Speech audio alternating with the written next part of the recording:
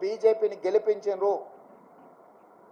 7 పార్లమెంట్లలో ఆనాడు 37.5% ఓట్లు తెచ్చుకున్న బీఆర్ఎస్ ఈరోజు 16.5% ఓట్లకు పడిపోయింది రాష్ట్ర వ్యాప్తంగా.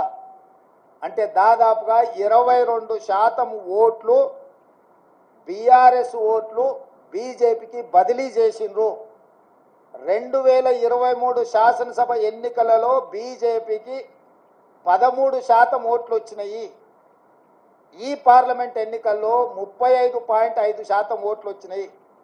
సరిగ్గా బీజేపీ ఓట్లు 22.5% పెరిగితే బీఆర్ఎస్ ఓట్లు 37.5% నుంచి 16.5%కి పడిపోయినాయి అని అంటే సరిగ్గా 21% 22% ఓట్లు బీఆర్ఎస్ వాళ్ళు బీజేపీకి బదిలీ చేసిండ్రు.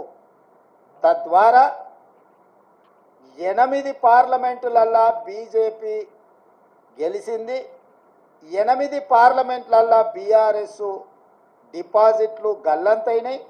ఒక్క మెదకులో ఓడిపోయిన దాంట్లో మాత్రమే వాళ్ళకి డిపాజిట్ వచ్చింది. బీజేపీ గెలిచిన 8 సీట్లల్లా 7 సీట్లు బీఆర్ఎస్ తన ఉనికిని తన డిపాజిట్లను కోల్పోవడం ద్వారా బీజేపీని గెలిపించింది. ఈరోజు పోతూ చస్తూ ఇవాళ బీజేపీని గెలిపించే ప్రయత్నం ఈ రాష్ట్రంలో బీఆర్ఎస్ చేసింది. చంద్రశేఖరరావు, హరీష్, కేటీఆర్ చేసిండ్రు. మొన్న జరిగిన శాసనసభ ఎన్నికల్లో 39 ఎమ్మెల్యే స్థానాలలో బీఆర్ఎస్ గెలవడం జరిగింది. ఈ ఎన్నికల్లో 119లో కేవలం 3 సీట్లలోనే మెజారిటీ వచ్చింది బీఆర్ఎస్. అది సిరిసిల్ల, సిద్దిపేట, గజ్వేల్. అంటే ఈ రాష్ట్రంలో బీఆర్ఎస్ నాయకుల యొక్క ఆత్మగౌరవాన్ని, బీఆర్ఎస్ యొక్క శాసనసభ్యుల ఆత్మగౌరవాన్ని బీజేపీకి కేసీఆర్, కేటీఆర్, హరీష్ రావు తాకట్టు పెట్టిండ్రు. పూర్తిగా ఓట్ల బదలాయింపు, పూర్తిగా ఎన్నికల ఫలితాలను బీజేపీకి అనుకూలంగా మార్చి ఈరోజు కేసీఆర్ కుటుంబము రాజకీయ అరాచకానికి పాల్పడ్డారు. ఇది తెలంగాణ సమాజం అంతా గమనించాలి. ప్రజాస్వామికవాదులు, సెక్యులర్ ఫోర్సెస్ అందరూ కూడా ఈరోజు ఈ అంశాన్ని గమనించాలి అని చెప్పి కాంగ్రెస్ పార్టీ కోరుతున్నది. ఈ రకంగా ఈ తెలంగాణ రాష్ట్రంలో తనంతల తానే అంతర్ధానం అయిపోయి ఈరోజు బీజేపీని గెలిపించడానికి చంద్రశేఖరరావు గారు ఒక దురాగతానికి పూనుకున్నాడు అని అంటే ఈరోజు మనం అర్థం చేసుకోవాలి. కేటీఆర్ గారు నిన్న అంటున్నారు ఫినెక్స్ లాగా మనం ఇప్పుడు బూడిదైన నాయన మళ్ళీ పుట్టేది ఏం లేదు, ఇక బూడిదే మీకు మిగిలింది. ఆ బూడిద తీసుకెళ్ళి మీ బావకు మీ నాయనకి ఇద్దరికి బుయ్యి ముఖానికి సరిపోతుంది, గాడికి మీ కథ సుఖాంతం అయిపోతుంది. చరిత్రలో ఆ పార్టీ పుట్టినప్పటి నుంచి ఈ రోజు వరకు పార్లమెంటులో ప్రాతినిధ్యం లేకుండా ఉన్నది ఇది మొదటిసారి. ఇంత అచేతనావస్థలో ఇంత దుర్భరమైన పరిస్థితి బీఆర్ఎస్కు దాపురించిందంటే చంద్రశేఖరరావు గారి నాయకత్వము, కేసీఆర్ కుటుంబాన్ని ఏ రకంగా తెలంగాణ సమాజం గమనిస్తుందో వాళ్ళిద్దరు ఆలోచన చెయ్యాలి. అందుకే ఈ 6 నెలల్లో మా పార్టీ మీద, మా ప్రభుత్వం మీద, మా నాయకత్వం మీద, మా నాయకుల మీద, ఢిల్లీలో ఉండే అధిష్టానం మీద వాళ్ళు ఎన్నో రకాల ఆరోపణలు చేశారు. ఈ ఆరోపణల నేపథ్యంలో బీఆర్ఎస్కు ఒక గుండు సున్నా ఇచ్చారు తెలంగాణ ప్రజలు. ఇప్పటికైనా చంద్రశేఖరరావు గారు, హరీష్ రావు గారు, తారక రామారావు గారు ఆలోచన చేయాలి.